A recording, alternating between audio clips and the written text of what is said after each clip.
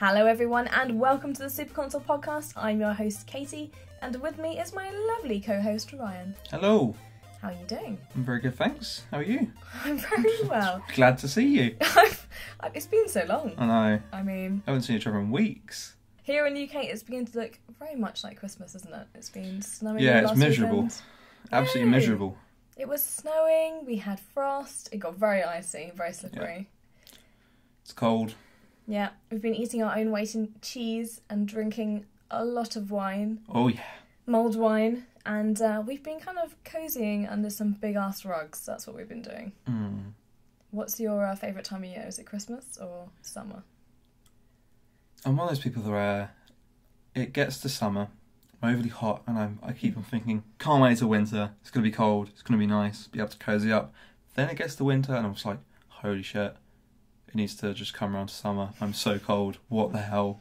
I always like it if I'm at home, but then when I'm walking to work or having to go get sushi in the rain in London, that's when I don't like it so much. But anyway, we're not here to talk about weather like Brits, are we? No, we're here to talk about... Some Brits might argue that's precisely our purpose in life, but... We are here to talk about video games and sometimes movies. Sometimes. Always movies as well. So let's catch up a bit on what we've been playing this week. I'm going to go straight ahead and say it. We've just both been playing Stardew Valley, haven't we? Yeah, that's it. Okay. That's action over. What's next? It's just so addictive. Like, I know we were talking about it last last episode, about our Stardew Valley addiction, but I mean, you are miles ahead now. It's just such like a commutable game, especially on Switch. It's something that you can just pick up and put down really easily. And I also feel like it's something that I can easily put at minimum an hour into each day, just because you can do pick it up and put it down. So 10 minutes here, 10 minutes there, and it's just it just starts to add up. It's just one of those games where you go to bed and then it's saves your game and it starts counting out stuff for the next day, and I'm just like, one more day. Yeah. It's so good. But I've also been playing, I know you're going to get annoyed by this, Animal Crossing Pocket Camp. Why are you sighing? Come on. Because it's the inferior version of such a great game series, you apart from the Wii U one. No, I haven't, and I refuse to, because it is a inferior product. And to be honest, I just want a full version on the Switch, or even 3DS if they're feeling a little bit funky. Yeah, true. I mean, why would you bother when you can bring it out on Switch now? Yeah. But it's okay. Let's be real. Animal Crossing Pocket Camp is not a good game. It's not. Okay. I've been playing it a lot, so I'd have thought it was a decent game. No. Okay. It's just a time waster. That's what it is. It's a mobile game of Animal Crossing, and basically all you do is there's animals are in your town area. You run a campsite that Isabel forces on you. You don't really get a choice in the matter. And the animals will only come to your campsite and hang out with you if you run errands for them.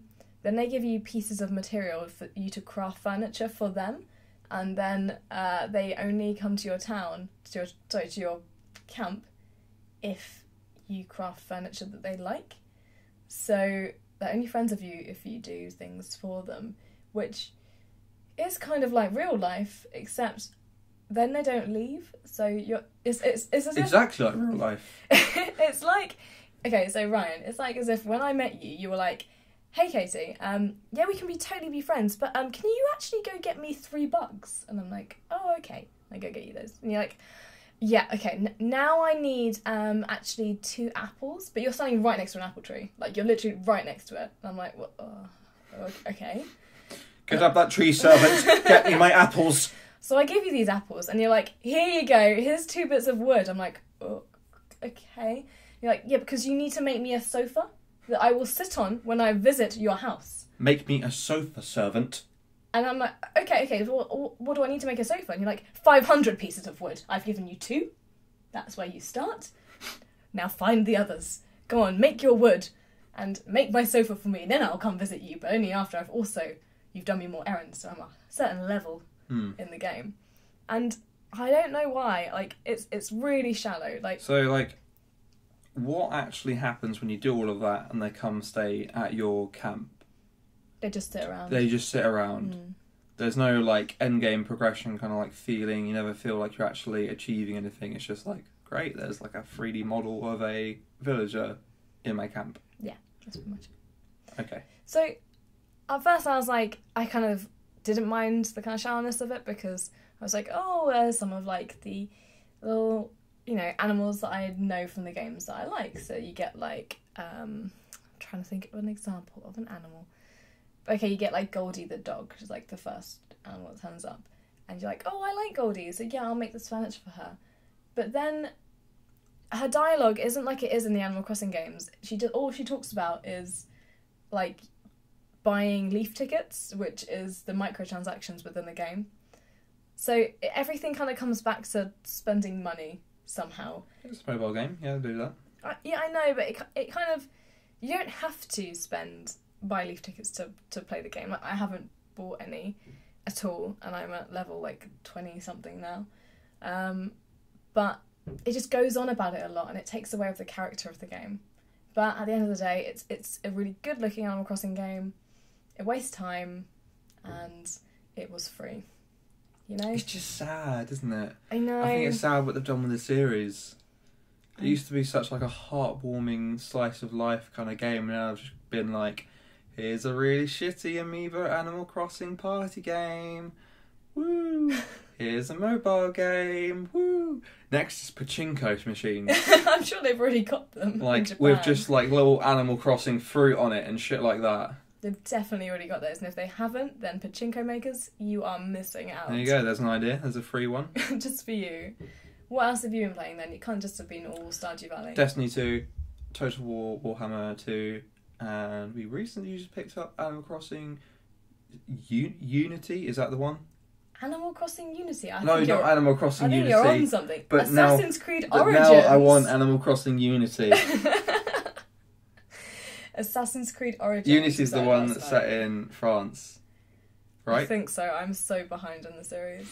Yeah, behind. I haven't played a game since Brotherhood. But now, instead of assassins, it's little tiny villagers, Animal Crossing. Coming together. And then there's just one that has just like little blades coming out of the animal sleeves, and they go around trying to kill everyone. It's Blathers coming around being like, hey, Would kids. it be Blathers though? Would it be, who else? Rossetti. Rossetti is No. What's the one that has the little flea market? Oh, He's Red. dodgy. Red is dodgy. Red is dodgy. But then he wouldn't be like, would he be the villain? Would he be the one that's like gaining control over the town? Who would be the actual Ezio? Villain? I mean, if we're talking villains, it's obviously Tom Nook. Tom Nook is the biggest crook out there. I think he's a crook, but he's not a villain. I think it'd be Red. Okay. Or unsuspecting Tortimer. And he's like, all old, like, oh dear, this is my village. And then, like, really, he's just slowly taking everyone out. I know who Ezio is, or the hero of Assassin's Creed. Altair or whatever. Yeah. Digby in his hood. Digby in raincoat mode. Yes. Yeah, that's it. But actually, we were playing Assassin's Creed Origins. That's what we said last night. Yeah. I mean, I fell asleep, not because of the game, I was just really tired. We had a long day yesterday. A long day. What did you think of Assassin's Creed Origins? We've played an hour of it so far, according to the in-game timer. It's been a decent hour. Yeah. And I want to play more. What do you think of the scenery? So, here's the thing. I was talking about it when we were playing it. Like, there's not been a huge amount of Egyptian games, as in, like, set in Egypt. I didn't ever really read into the new game too much because I wanted it to be a little bit of a surprise. I was a little disappointed because I thought it would be like Golden Age. You thought it would be more ancient, didn't you? I mean, I thought it would be ancient Egypt. Yeah, I know. And also, so far, I think it looks beautiful. Like, there's been some really nice scenes in the game, and I've taken a few screenshots. You know, like a game that makes you want to take screenshots. You know, we rode a camel. That was exciting. That was exciting. But at the same time, I'm a little bit disappointed with the character models, like the facial models and... Yeah, the actual emotions, like, shown during, like, all of the cutscenes were all a bit, like... When they're trying to smile, they just kind of look like they're grimacing. Grimacing, yeah. I was literally just thinking that. Kind of putting like a half in pain kind of face. I feel like their eyes are just always shocked. And like... dead inside, yeah. Exactly that. Even when they're like making jokes, you still feel like they're kind of crying on the inside. Maybe it's like Westworld. Maybe everything that's happening in Assassin's Creed is actually like alive, and you know, they're trying to smile. They're trying to smile, but there's also dead inside, kind of like, please help me, save me. This is deep and scary. Who knows? That could be the actual game. We don't even know. We've only played an hour. That's the true game. The real end game. The secret ending. We could secretly be playing Westworld. That would be an awesome game. That would be quite cool. Probably a bit hard to actually pull off. It's basically The Sims, isn't it? Westworld is just The Sims, It's but The Sims. like a Western version of it. Except you have to free the Sims. Or, if you're an evil person, like most of us who play The Sims are, you don't. I'm less evil these days when I play That's The Sims. True. Actually, that's another thing we've been playing lately. Yeah. We've been building houses in The Sims. Yeah. It's been fun times. I don't actually like playing the career of The Sims. I used to when I was younger, like actually playing The Sims and progressing my characters, but now I just like houses. Just going to quickly shout out that Making Magic was the best expansion for The Sims 1. That's it. Wait, what was the one where you became a like movie star or a Superstar? That was it. Yeah. I liked Superstar. No, hold on. Peps. The best random Sims game was the Urbz. Did you ever play the Urbz? I played the Urbz on PS2, and then I also had it on the Game Boy Advance. What? I bet that was rubbish. It was really weird. I bet that was It was really weird. crap on Game Boy Advance. It was actually pretty fun though. Really? Yeah. I used to love the Urbz. But quite fun. Because it had Black Eyed Peas in. At the height of their... Yeah. And do you remember you could be like an emo, and there was that Japanese town? Do you remember like the weird neon district? That was cool. And you could work at a sushi bar or something, couldn't you? Am I just making this up now? I think you could. You could wear like neon clothes. Oh, I want to play it now. You could be like... Maybe we should stream just like old crap PS2 games. Like, there was so many crap PS2 games though.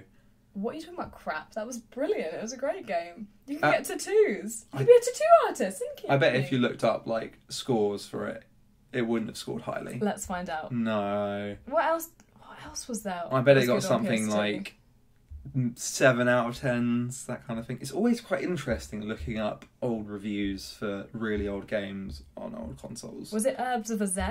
I think it was Urbz with a Z. They were quite edgy. It was a very edgy game. But you got like a moped or something? I can't remember. I remember you could buy a money printing machine. Do you remember that in your penthouse? Yes. Okay, GameSpot gave it a 7.8 out of 10. Jesus. 70% on Metacritic. I don't think that's that bad. Do you think it's a lot of people going back and replaying it? Well, I'm glad that we had that.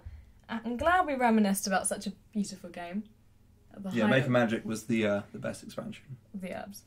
So over on Discord, Talik asks what games we've played recently which have the best music in them. Recently? That's hard for me because I only play multiplayer games. I suppose it would just by default have to be...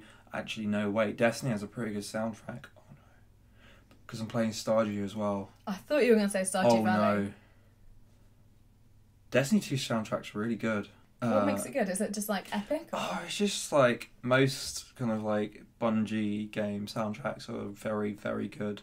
So it's always quite hard to say that they're not like average at best or whatever. So I don't know. Stardew though. Stardew. It's so calming and charming. And I'm going to say Destiny 2 just because it's the more recent game. Okay. Fair enough. I mean, I haven't listened to it personally, so I can't give my own opinions on it. I would say Persona 5 because I'm always playing it because I'm very, very, very slow and it's got the best. You never see it coming. Oh my god, that Pikachu video. Oh yeah. It gets me every time. Good. If any of you haven't seen it, there's this amazing YouTube video. Type in Pikachu, you've never seen it coming. You will love it. I mean, I feel sorry for the Pikachu involved, and I hope... Yeah, because he's, like, suffocating, right, in the video. I mean, you're giving away the whole story. But yes, and I hope the man is okay. Oh, I'm sorry for spoilering a 1 minute internet meme video. You so spoiled that meme video. It's so good. In fact, there's a whole compilation videos of all, like, you've never seen it coming kind of stuff. They're amazing, aren't they? They're all so good. So good. Like, the Persona 5 soundtrack is amazing. It's like, got get up, stand up. It's just... It's very non-standard for a Japanese game, right? What do you mean? I just can't think of any other Japanese games that have kind of like a slightly jazzy, poppy... I don't know, it always reminds me of Cowboy Bebop and that kind of like funky... There's quite a lot of animes have like funky music in them. Okay. Funk. Funk. So I think as it's coming to the end of the year, we should probably go ahead and talk about our games of the year. And I know you're really unprepared to talk about this. So, I mean, we should also probably caveat that we've totally not actually played enough games this year to qualify for having any proper opinions. I think we've played a couple of single-player games and stuff. We haven't really completed many games. No, I haven't completed Zelda yet. Me neither. I think I'm up to Death Mountain, and I think it's my last Guardian thing. I'm literally at the point of fighting Ganon. I just don't want to because then it comes to an end. Yeah. So. Have you done all the shrines yet? Where are you up to? Have I done what? Shrines. Yeah, I've done like well, not all the shrines, but I'm literally like. Yeah. I'm ready. I'm ready to take it on. I just don't want to. I'll finish it this Christmas. But then, like, if you finish it, you can redo it. I mean, I've got all the Korok seeds to go. Yeah. There's still a lot of content. But like Korok seeds feel like that kind of thing where there's something that you want to pick up all the way through rather than getting to the end and going back to get them, because like they're kind of a little bit of a game mechanic. Yeah, they're helpful. Yeah. Because they expand like your inventory. It's not something that I'm kind of interested in doing a completionist run on at the end. I will. Really? Yeah. Because then you get to like explore more of the landscape and find more little hidden funny things. That's what I enjoy doing. I don't know, and I also haven't completed Super Mario Odyssey yet either, and obviously that's a big Game of the Year contender in lots of people's books, but I need more time. I don't think we can proclaim Stardew as the Game of the Year just because it came out last year. Yeah. Even though like it got ported over to Switch, I don't think you could ever give a port Game of the Year. Maybe a remaster, but not a port. I mean, I haven't started Nier Automata yet, which... I know, we were talking about this. We went out for dinner with our good friends Dan and Edwin, and we were talking about Nier for ages because it's Dan's Game of the Year. And he was telling us he was giving us a very good spoiler-free sales pitch of it, wasn't he? Yeah. I mean, it's sitting literally in our bookshelf. We just need to play it, open the wrapper. There's just so much to get on with. I mean, we probably shouldn't have started Assassin's Creed. We just got excited, I think. Because it's a nice game that you can kind of play together because you can, I haven't played an Assassin's Creed game in ages. No, and there's always those kind of missions where you can just like, you can do a little side mission and I can do one. Yeah, there's tons of things like that. It's got enough story content that we can both be watching and playing it and enjoying it still. I don't know, what other games would be on your contender list? So, I mean, I've been playing a lot of Destiny 2. The campaign was good. Like, I don't think it was amazing. It was kind of short, in my opinion, but... I suppose it's like but the expansions and stuff are coming out, but I don't feel like that should be an excuse. No. I think we should base it on proper solo, But I think the actual quality of it was, like, really high. It was just a tiny bit too short, I think. I've barely seen Destiny 2 in many Game of the Year lists. I don't know if that's just because the kind of people that I, read Game of the Year lists from wouldn't play Destiny, or... I don't know, I just haven't seen much of it.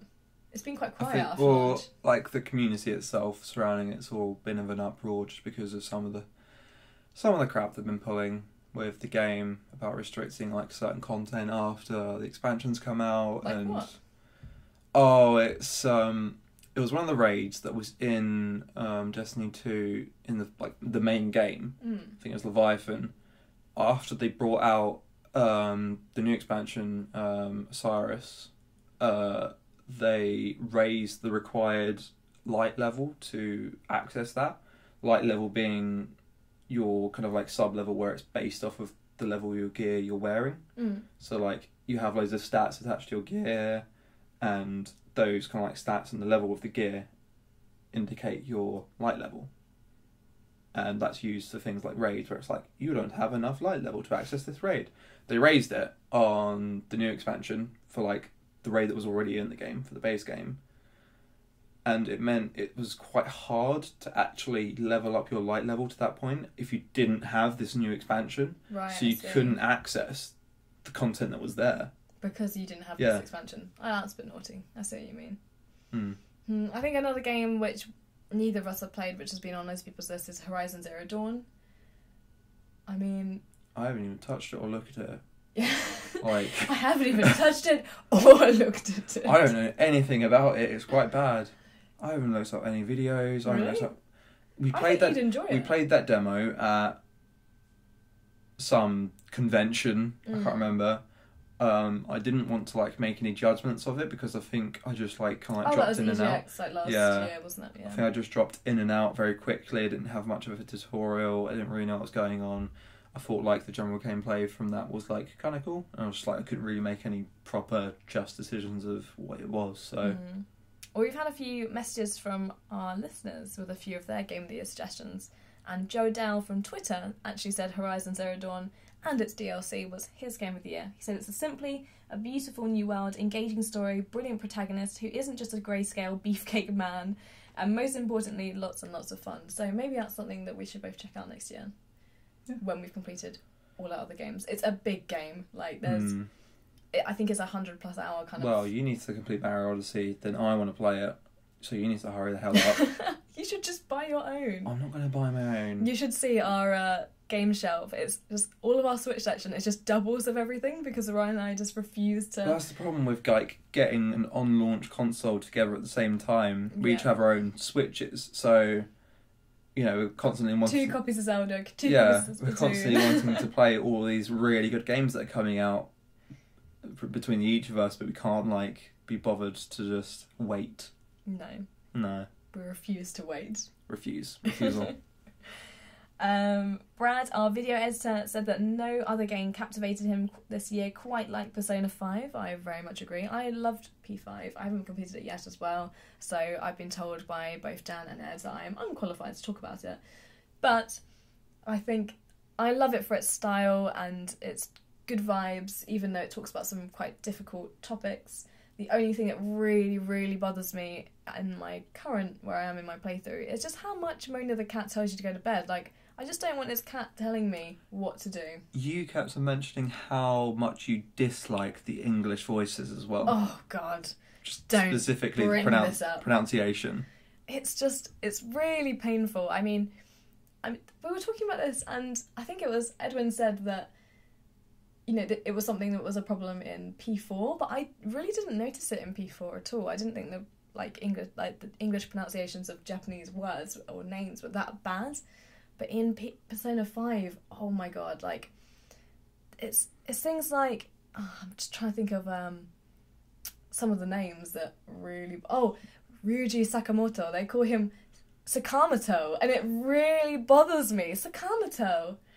I just can't understand why the voice actors weren't, like, briefed more on pronunciations or something.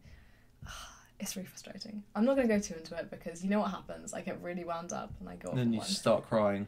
I don't start crying. No, I'll start crying about Animal Crossing and the state of Animal Crossing, and then it will just be a mess. I know. It's a tough time. Tough times. Brad said that he still needs to play Nier, Mario and Zelda, though he doesn't see anything trumping his enjoyment of the Persona series. Remarkable storytelling, incredibly refined gameplay, a superb soundtrack, just an all-round treat. And I do agree, the soundtrack is amazing, the storytelling is pretty good. I don't think it creates quite a strong bond between the characters as it did in Persona 4. I feel like, I said this the other night, didn't I, over dinner, and it was the lamest thing I might have ever said in my life, but I still agree with it. I felt like Persona 5 built an actual group of friends. Like, I felt like I'd got friends from Persona 4 that will stick with me for life. Whereas Persona 5, like, I love some of the characters, but I don't feel like I've got a band of, like, true friends. I feel like they're, like, oddballs who've kind of come together for reasons. And I know that's kind of the theme, but it's not quite the same for me. But the gameplay is amazing, I agree. Like, I really, really enjoy the combat and all of the dungeons and stuff like that. They're awesome. You should play it, Ryan. You really should. I'm just not into JRPGs. Can't do it. I know, but maybe this will be the one for you. Probably not. Probably not. The lovely David Evans says that going in, he'd figured it'd be Persona 5, but for him, it's Nier Automata. The story and the way the game goes about telling it are fantastic, clever, and far deeper than he expected. I really think we need to try it, don't we? We really need to give it a go. It looks beautiful. It does. I cried playing the demo alone. If you haven't... Really? Yeah, I played the demo 4 times. Mainly because I was going to film it for a video on YouTube, which I didn't end up doing because I cried. And I thought that would be too sad to put on the internet. But it's got a really beautiful... I don't know if it's actually the opening of the game, but it's an awesome demo. You would probably quite like it, actually. Mm. And also, like, you get to see 2B's butt, and you'd probably quite like that. She's quite sexy. Why do you just assume? I know why, because Ryan is the type that always plays as girls on online games. Don't reveal this on the podcast. Oh my god. It's true, isn't It is not true. It's true. My Destiny character is a robot boy. Okay, but what are all your other characters online? Some are female. Yeah? Why is that? Because I like playing as females. You always said to me, it's They because always they get cooler armour. They do. Is that what you're going to say? It's not cooler armour, it's cooler hair. Okay, cooler hair. Really, I think it's just like because you'd rather look at their butts all day than a beefcake's butt. It's a tiny bit true.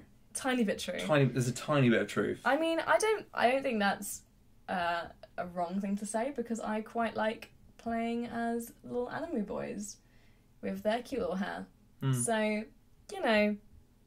It's also quite a strange thing that I also like their animations over guy animations. What, because they strut more? No, the actual like attacking animations are a little bit like sleeker and cooler.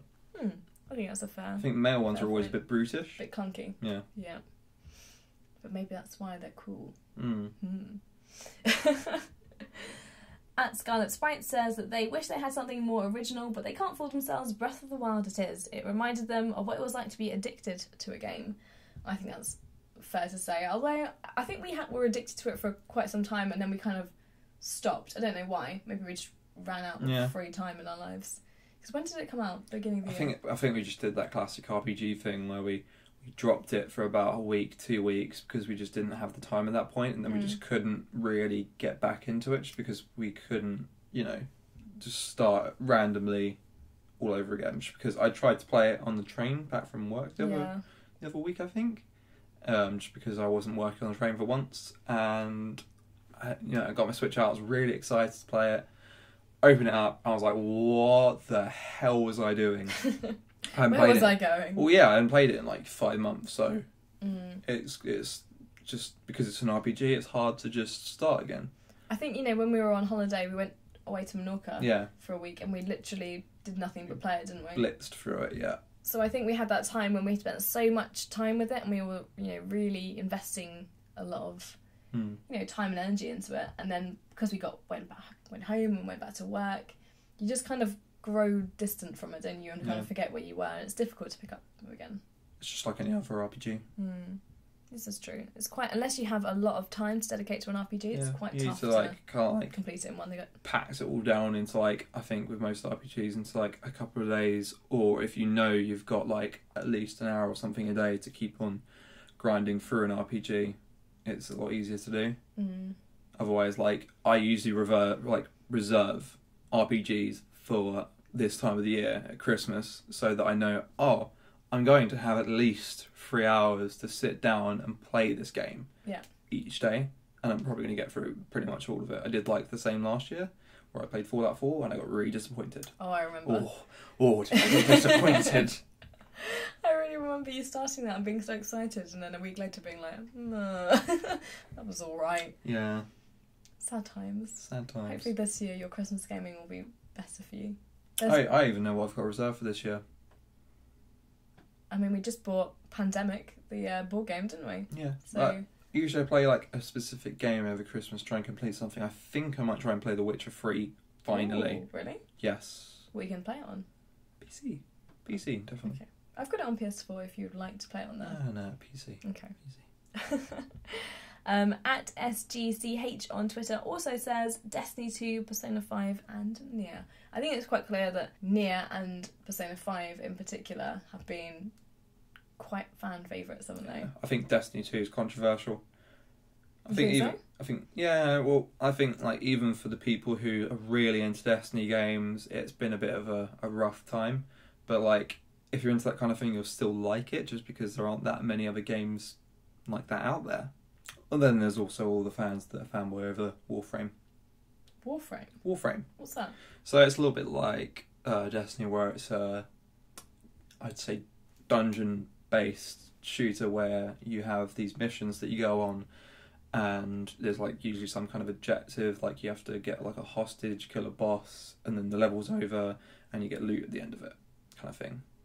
And it's the same kind of like style game, like in terms of like gameplay as Destiny. Okay. Except it's Space Ninjas.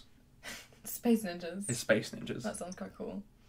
I was just thinking, do you agree with me where I don't believe PUBG should be on the kind of list for No, Game it of the should Year? be on anything. Did you see that they released it on Xbox One in store, physical, even though it hasn't actually been released yet? What? So you can get preview discs. Oh, for God's sake. Like, you can purchase these preview discs for Xbox One. That sounds a bit weird. Yeah. Have they ever done that before? Is this the first time? Possibly. Weird. I guess they must be making money from it, literally so. paying for a demo. I mean... Except the demo's a full game, but, like, of course, it's I don't think it's good practices. It's obvious that it's you know, been a standout game for this year. It's not my cup of tea by any means. No, I love it, but I don't think this is right. It's not okay to do this. It's an early access game, and I think until a game is a full retail physical release or, you know, digital release, whatever you want to do, that's when I think something qualifies as being a contender for a Game of the Year. Obviously, if it's good. Otherwise, I think you can't put an early access game, personally, on the list. Yeah. So, that is my feeling. It's off the list. You are. Feel free to disagree, but this is... No, I agree fully. Listeners, what's your Game of the Year, and what should we have played rather than wasting all of our life on Stardew Valley? I'd love to hear your kind of thoughts and feelings, so if you're listening to us on somewhere where you can write comments, maybe on SoundCloud or on YouTube, then... Comments on SoundCloud? Oh yeah, you can. You definitely can. You definitely can. Then drop us a comment or send us your angry words saying, no, you should allow PUBG on everything.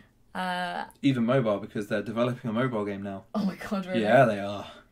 Well, send your hate mail to @RyanAPage on Twitter.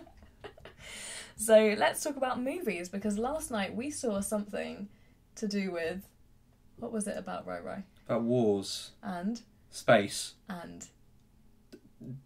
Stars. And Jedis. With the flashy sticks. The flashy sticks. What did Luke Skywalker call them? Laser swords. Yeah. With laser swords. Yeah, we saw The Last Jedi last night.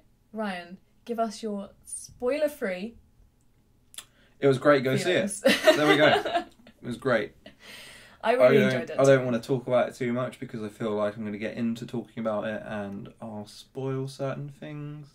No, come on, you can do this. But I think we can do it spoiler-free just by saying the only thing that we felt both not great about was the amount of humour in it. I thought it was too funny. Yeah. Although some of it I didn't think was actually that funny. But like, I think some of the humour was kind of like welcome. It was quite nice. It was a bit of a change, but I think they took it a little bit too far. Like they need to reel it in just a tad. There was the odd bits that were quite funny. Like at one point, I think Princess Leia says to Poe, "Get your head out of your cockpit." I mean, there was like good. There was funny little like, you know, bits like that you can kind of go, ha ha ha. But there was a couple of like really unnecessary, like slapstick almost humour in it. Yeah. What were those bad things called? I've forgotten. The little chicken. I don't know what they are. There's these little creatures in it which they're using as some kind of marketing sales device for loads of toys this year, basically. Yeah. I'm sure you've seen them. They're the little screaming bird things. I mean, they're cute, but they had served no purpose other than being cute and funny. Yeah. and appearing in scenes that were really They're unnecessary. like the Jar Jar Binks of this movie. I mean... Except they're not hated. Yeah. Do you know who I didn't like in this movie very much? Who? I am gonna... Finn. That's his name. I didn't like Finn in this movie. You didn't do a huge amount. No, I thought that's what you did, but like... He was just kind of annoying, I Yeah. felt. Like, I didn't get much of, like, progression out of his character. But then, yeah, like, the film wasn't really about him. I don't think he had a major plot. No, that's true. He was kind of like one of the main characters of the subplots, I'd say. Yeah. And his subplot was, like, a little bit weaker than probably some of the others. We should probably, like, stop talking so we don't spoil anything. I don't think that's spoilery. I think that the actress who played Rey was fantastic. Yeah. She was great as The always. new character, Rose, was cool. Yeah. She was a cool character. Yeah, I think there was a lot to like about the film, and I would urge you all to go see it, definitely. It's probably one of the best Star Wars movies there's been in a while. And I think that's a lot coming from you, seeing as you don't... Well, you don't. It's not that you don't like Star Wars. You don't have like that I'm much not of an... excited about it. Yeah, you're not like... You don't buy into it as much as other people. No. Like, I'll go see the movies, and I'll rewatch them on occasion. Yeah. I think it was... I think I could easily rewatch this movie over Rogue One I was just and about to say Force Awakens, though, which Yeah. is quite weird. Like, even though I came out of seeing both Force Awakens and Rogue One saying, yeah, it was really good, I actually think that I'd happily I'd rewatch this one more. Happily rewatch this one like next weekend for the fun of it. Well, maybe we'll go see it again. No, we won't, because cinemas are extortionately expensive. That's very true. We've also been watching so much on Netflix lately. Like, there's been so much good stuff on Netflix. Oh, the thing that we're watching today, Erased. What did we binge? Erased. We watched Erased today, and it's super good. Explain a bit about it. I don't want to talk about it too much, but it's about this failed manga artist. Well, he's not failed, but he's just... Aspiring. He's just aspiring. There we go. That's a better word. Give him some hope in life. Throughout his life, he's always had kind of like mishaps happen around him and all that kind of thing. And he has... I don't know if it's like a superpower. They haven't talked about the actual origin of what the thing he has is. But occasionally, his instincts will kick in. I don't even know what it is. If it's instincts or whatever. Like, he'll reverse time to a point where something major in his life is happening and he has the opportunity to change it. So it's like there's someone about to die and he can go back and change that moment and stop that person dying. But he's got to figure out kind of like how to do it. It's Yeah. not always obvious. Like, he might change something, but then it will cause something else to happen. Yeah. Or if he changes something, maybe it doesn't make any difference because it will just happen some other way. So it's kind of about like the mechanics of time travel in a little like way. And how it starts is that you kind of feel that it's going to be just like a load of like little loose stories about him saving people, but it turns into a really good plot. Like, I thought it would just be like him going about his daily life and saving people and that kind of thing, but no, it's actually got quite a good, like, decent plot to it. It's actually, there's some really heartwarming moments in it, and it's like has those beautiful kind of like nostalgic Japanese J-drama moments where sometimes all the scene is like a quiet moment eating breakfast with like him and his mum, or like small moments like that, isn't there? Yeah, it's really good. And you'll sit there and go, oh, this is awesome.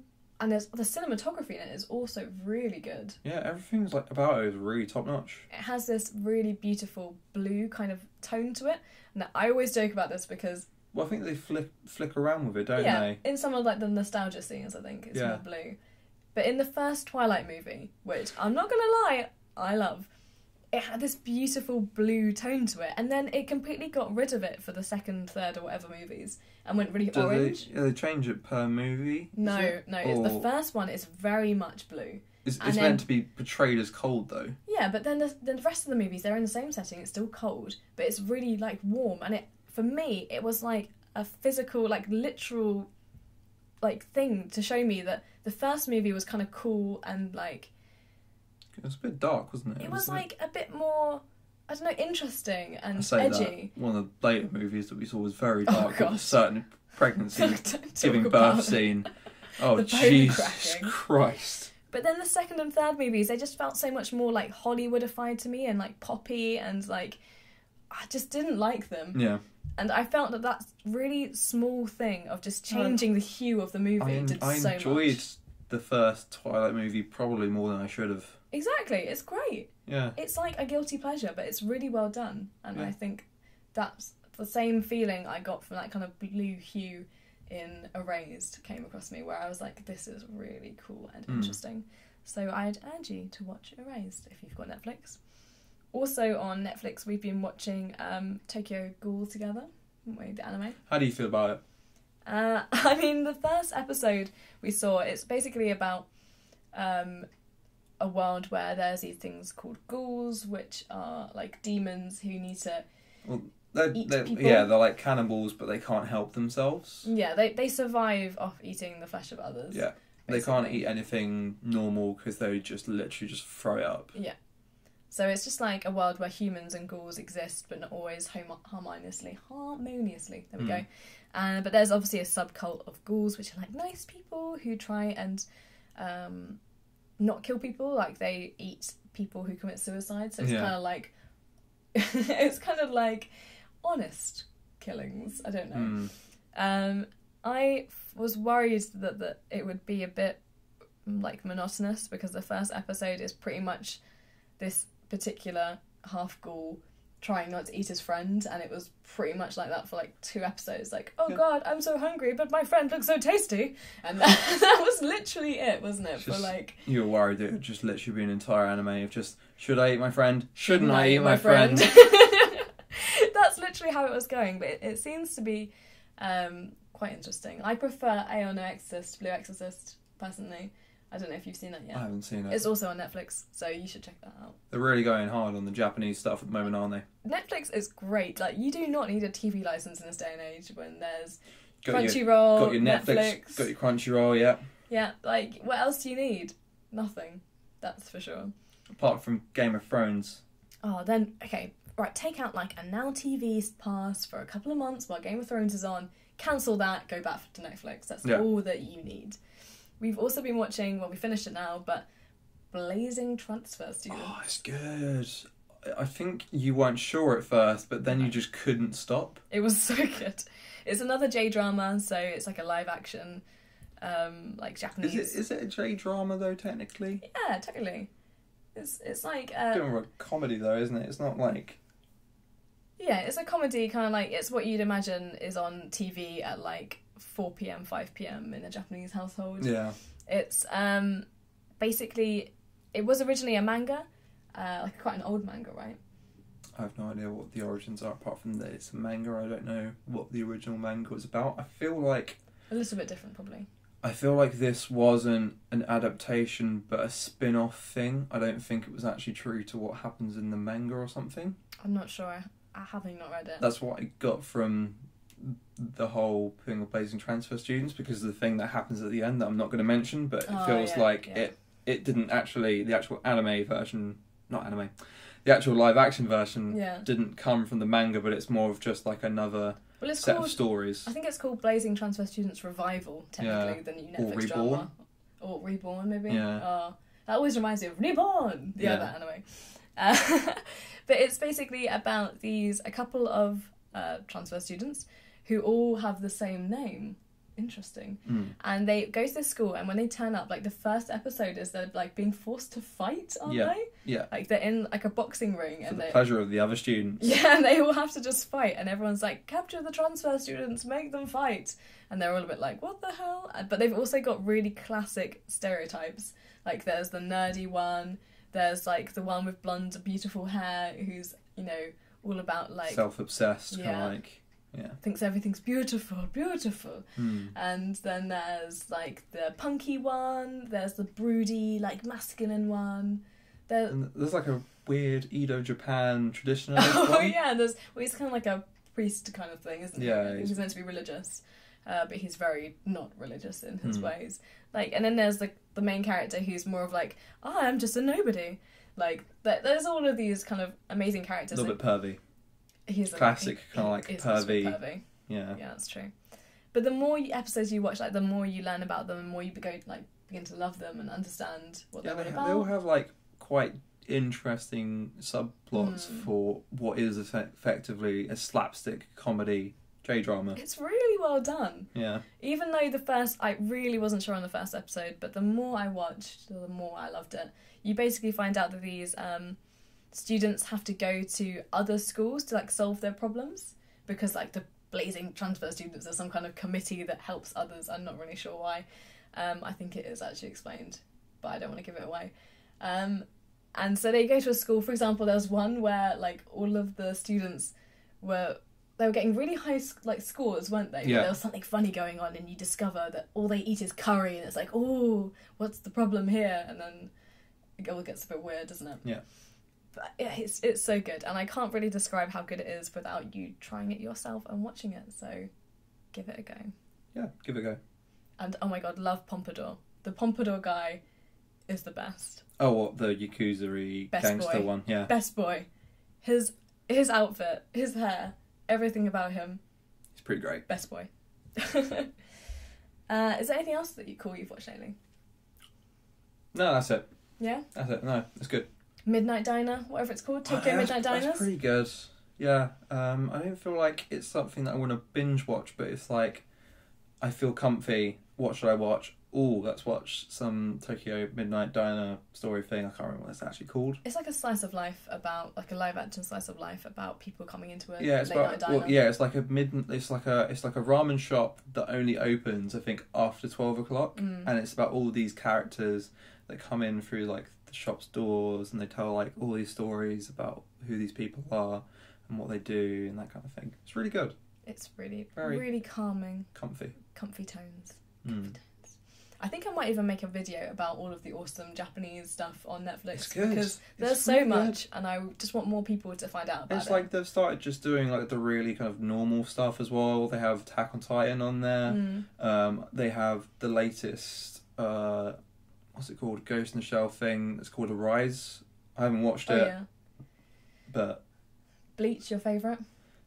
You're just not sure on Bleach. Not at all. It looks awful. Fullmetal Alchemist Brotherhood is on there. I think they have the normal one as well. Brotherhood's really good though. If you haven't watched it, watch it. It's fantastic. Mainly for the song. The opening song is great. Right, enough about Netflix and its wonders. I feel like we're just salespeople for Netflix. By the way, this show is totally sponsored by Netflix. Okay. So, quick fire questions from this week's gaming news, Ryan. Stop looking at my notes. I'm not gonna look. Have you read the news this week? No, I don't think so. Cool. Barely me neither. I've only got 3 questions for you. Cool. So, I'll see if I can try and remember another one. But, number 1. What trailer premiered at the Game Awards featured a thumb-sucking baby inside a human body? I know this one because it was all over Twitter. Death Stranding. Yes. Have you watched the actual trailer? Yes, I have. It's really weird. David Lynch makes a video game. Is this? It was so weird. I actually really enjoyed it though. I feel like I know more about the game now. I don't get what like the little snapping hand thing that's attached to their shoulders is. It's like a radar detector thing. Is it though? It seems to be having like some kind of seizure. And as a person with epilepsy, you should take that at face value. It does look like that. No, I think... So, right, here's my theory on Death Stranding. So Right. I think it's a post-apocalyptic kind of world where women... I haven't seen any women so far, so I'm assuming there's no women, or they're all gone for some reason. And no one can give birth anymore, so babies... Like that, exactly, like... oh my lord, what is the that? movie with the man and there's no more babies. Children of Men? Children of Men, that's it. Exactly. So I feel like it's a world where Hideo Kojima has watched Children of Men and is like, right, how do I make a game about this? I'm going to make a game about this without breaking copyright. So you have, like, Norman Reedus, he's got this baby attached to him. I don't think they're any life supplement. I think they're trying to save them because when it drops into the weird goo, he, like, picks up and checks it's okay. Yeah. Right? I don't know why there's a baby inside him. Don't know about that. But I don't think that scene where he's in the water and he's naked, I think that's what happens when you die in the game. Because if you think about movies and, like, you know, general, like, pop culture kind of stuff, you always, when you see people in water or things in water, it's normally because they're dead. Yeah. Okay, think about... you kind of like associate it a little bit with pregnancy as well, just like the baby being inside of like all the fluids and stuff. Yeah, I see that as well. Born again. Hmm. Yeah, that's a nice way of looking at it. So I think that these people are having to save babies, and there's this weird creature, that thing that leaves the handprints, and you see it kind of like Stranger Things style looming above them. That thing is obviously what's causing this like death and decay and no more baby situation. Yeah. I could be completely wrong, but that is my current understanding of what I think the game is about and what I hope the game is about. Saving babies the game. Hashtag. Yeah. Children Ben. Children of Norman readers. Am I going crazy? Am I going crazy? Was there any women in the past 2 trailers? I don't think so. There's only been crabs. I've only ever seen crabs. Maybe lady crabs? That sounds really weird. Lady crabs. Ew. Moving on. Number 2. What Pokemon game is getting a cardboard box 3DS re-release? Pokemon game getting a cardboard box re-release. 3DS re-release, yeah. 3DS re-release. And if you thought 3DS was dead, you were wrong. Red? No. Had that already. Yellow? Had that already. Ruby and Sapphire? Had that already. Right, okay, we're getting Pokemon Snap. Not had that, but I wish we did. Okay, Colosseum. Not had that, okay, but I wish we did. There's a lot of Pokemon games that we can get through, so you might as well just give it to me. Pokemon Crystal, did you ever play that? No. It was, I can't remember which... I'm pretty sure I, like, stopped at Ruby and Sapphire. Oh, well, Crystal was quite good. It was one of those classic... Or was it before? Crystal was on Game Boy? It was the final version of the second generation, so that's Gold and Silver. Yeah. Did you play Gold and Silver? Possibly. They were my favourite Pokemon games. Ruby and Sapphire are my favourites. Oh, yeah, they were good too. I liked having Pokemon my little Gold, though. hideouts and stuff that you could build in Ruby and Sapphire. And I generally liked the look of the game. It looked fantastic. I loved Pokemon Gold. I loved the town. I loved cycling. It was fantastic. Great game. Didn't enjoy it as much when it was re-released because I felt like it would never quite capture the magic I had of playing it the first time round. I feel like Ruby and Sapphire were the last point before they started over-designing Pokemon. That's because it's the last ones that you remember from your childhood. That's why. Probably true. Your memory probably can't remember more than a certain number of Pokemon. There was a certain point where they started getting really ridiculous, though. That's true. I don't know what point that is, though. It's way past black and white. I Yeah. feel like there's too many Pokemon now. Too many damn Pokemon. Okay, so last question. Which gameplay trailer recently showed you kidnapping chickens? And you probably know the answer to this because you were watching it when I was looking up this question. Kidnapping chickens? Yeah. You were literally sitting behind me as I was looking at the articles. I'm quite surprised if you didn't know. Kidnapping chickens? Yeah. Literally, like, getting crates and kidnapping chickens. You're a pirate? The pirate game. What's that called, Ryan? Pirates of the Caribbean stealing the chickens. The Legend of Chicken Thieves. The Legend of Chicken Thieves, yeah. It was Sea of Thieves. Ah, Sea of Thieves, that's it. Have you seen much of Sea of Thieves? No, is it sponsored by Nando's? That was low and cruel. Although I do worry about what you're doing with those chickens in Sea of Thieves. You've got to have, like, stock up, if you know, out on the sea, have some chicken. No, you can definitely live a plant-based life on the sea as much as you can on land. Just eat seaweed. Seaweed is great for you. Kombu. Oh my god. Would recommend. Great source of protein. Fantastic for you. Okay. I swear you were looking at Sea of Thieves when it got announced. Yeah. You excited? Yeah, like, I don't know. I like the art style. I think it looks nice. No, it does look really nice. What are you not sure about? All the trailers just seem really fake. What do you mean? They've just done that like classic kind of like game trailer thing where all of the people who are playing the game don't say things that like feel real. They're doing like the very yeah. They say things that normal people wouldn't say when they're playing a video game. I'm having a great time. What happens when I press X? That's some super sweet loot, Katie. I mean, that's what you tell me all the time. I do. When we were playing Assassin's Creed. Creed Exile. I feel like this podcast is full of us saying Assassin's Creed wrong. Yeah. Assassin's Creed. Assassin's crates. Loot crates. I mean, we were just looting all the dead bodies, weren't we? We were. No, it was pots. We were looting pots. I was looting bodies. No, you weren't. I was. Oh my god. You're a murderer and a thief. They're not taking that into the afterlife. Although, actually, if you think about it, that's so much more of a sin, because in ancient Egypt times, they did believe that you took your worldly possessions with you because they buried people with their goods. So stealing from a tomb is like stealing from people.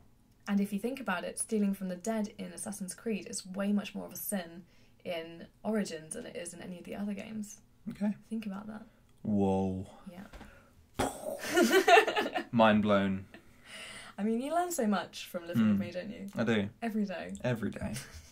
Never a dull moment. Never a dull. So thank you very much for listening. I hope you found this interesting, funny, whatever your thoughts are. I hated it. A waste of time. If you've got any fun, quick-fire questions for us, we'd always love to hear them. If you've got any thoughts and feelings about what you'd like us to talk about next time, or got funny things you want Ryan to do. What? He's a performing monkey. No, He'll do anything for you. no, that's not right. No. Anything for the likes, right? No. Anything for the subs. I mean, we're pretty much restricted to audio, so... Be imaginative. If you want to send in your questions, hit us up on Twitter at Superconsole or at Ryan A. Page using the hashtag SuperConsolePodcast. Or join us on Discord. If you're feeling particularly old school, you can always email us in at superconsolegaming@gmail.com. Or give us a fax. That too. Do you have a fax number, Ryan? God, no. Have you ever sent a fax? No, I haven't. I've sent faxes. Have you? I have. Very interesting. I have. What was that like? When did that happen? What do you mean when did that happen? When I was young, when faxes were a thing. Oh, I thought this was like a Japan thing. Because No. they still send faxes They do over there. still send faxes in Japan, this is true. I think you still have to fax this like stuff in. I think it's to like banks and, and post documents offices and like very official things have to be So- faxed. If you're listening to us on iTunes, we always appreciate your review and good vibes on YouTube and SoundCloud, such as those sweet dim likes. Also, shout out to the people who are listening to us on LimeWire. Until next time, happy Christmas, you filthy animals. And Happy New Year. Bye! Bye.